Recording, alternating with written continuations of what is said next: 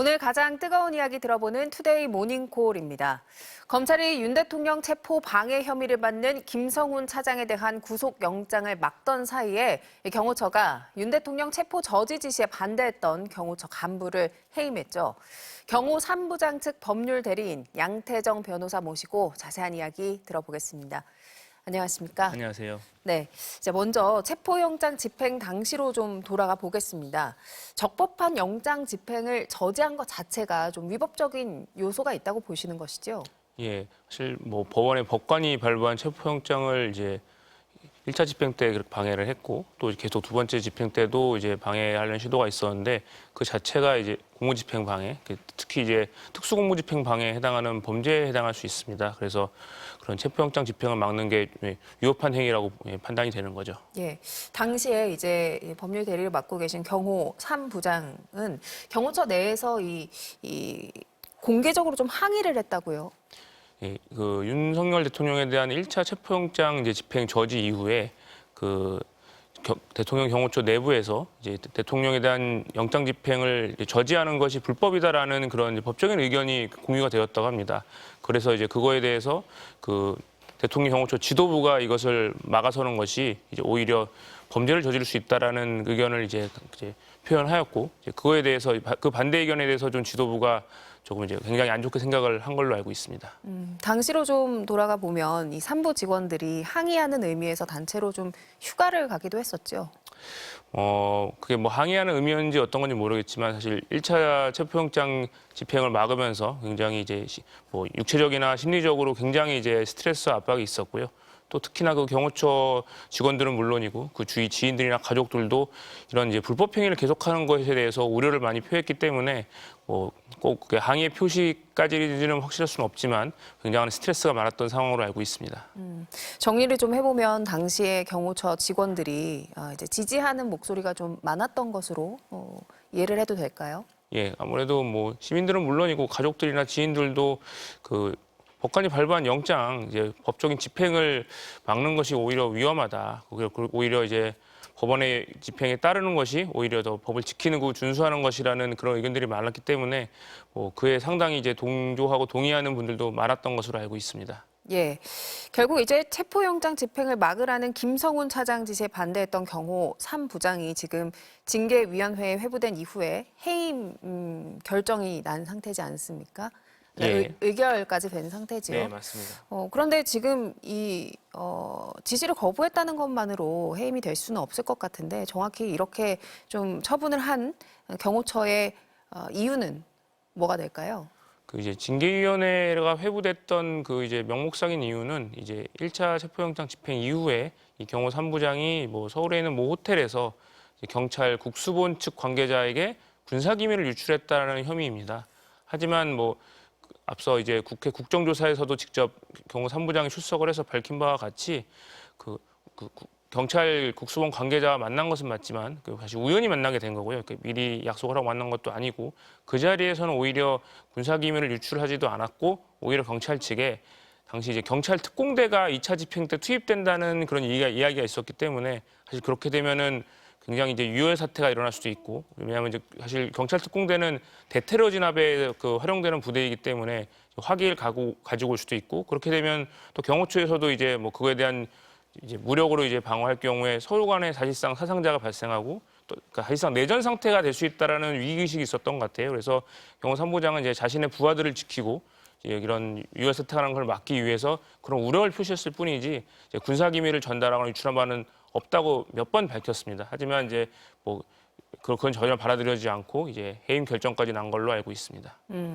그러니까 영장 집행 저지를 이유로 그런 게 아니라 기밀을 누설했다는 이유로 지금 해임 징계를 의결을 한 것으로 이렇게 내부에서는 경호처 내부에서는 정리를 하고 있다 이런 말씀인데 지금 이게 결국에는 인사보복 아니냐, 이른바 찍어내기 아니냐 이런 의혹도 있거든요. 예, 저희 입장에서는 충분히 보복성 인사라고 생각을 네. 합니다. 왜냐하면 심지어 이제 그 기밀을 누설을 받았다는 상대방 경찰청에서 그 언론을 통해서 자기네들은 그런 군사기밀을 전달받은 바 없다라고도 밝혔고 그에 대한 증거도 제대로 없음에도 불구하고 이제 이거에 대해서 마치 이제 당연히 군사기밀을 전달했을 거다라는 개연성이 있다는 식으로 몰고 갔다고 하고요. 징계위원회 실제 분위기도 심지어 뭐 그 한 징계위원은 그 경찰과 만난 자리를 국회의원이 주선한 것이 아니냐.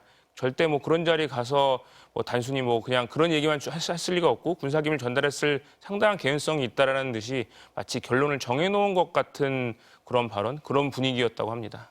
징계위원회에서 이미 네. 결론을 내놓고 진행하는 분위기였다라는 말씀이시고 이렇게 징계를 한 이후에 경호처 내부의 직원들의 분위기도 좀 안 좋았을 것 같은데요. 어떻습니까? 그러니까 뭐 아무래도 이제 뭐 지도부에서 이제 뭐 김성훈 차장 그분을 비롯한 지도부에서는 이제 굉장히 이제 지금 뭐 반대하는 그런 경호 3부장 같은 직원들을 이제 해임하는 이런 보복성 인사, 보복성 징계를 이제 보여주고 있기 때문에 아마 겉으로 그걸 드러나거나 뭐 그거에서 표현은 못하지만 그래도 상당 직원들은 이 경호 3부장의 그런 태도, 그리고 특히 위법한 그런 지시를 거부해야 된다는 그런 태도에 대해서 동조하고 있는 것으로 알고 있습니다. 네, 이런 분위기의 중심에 이제 김성훈 경호차장이 있지 않습니까? 이제 김성훈 차장에 대한 구속영장이 이제 4번째 만에 청구가 됐는데 그 전에 3차례나 이제 거부가 됐습니다.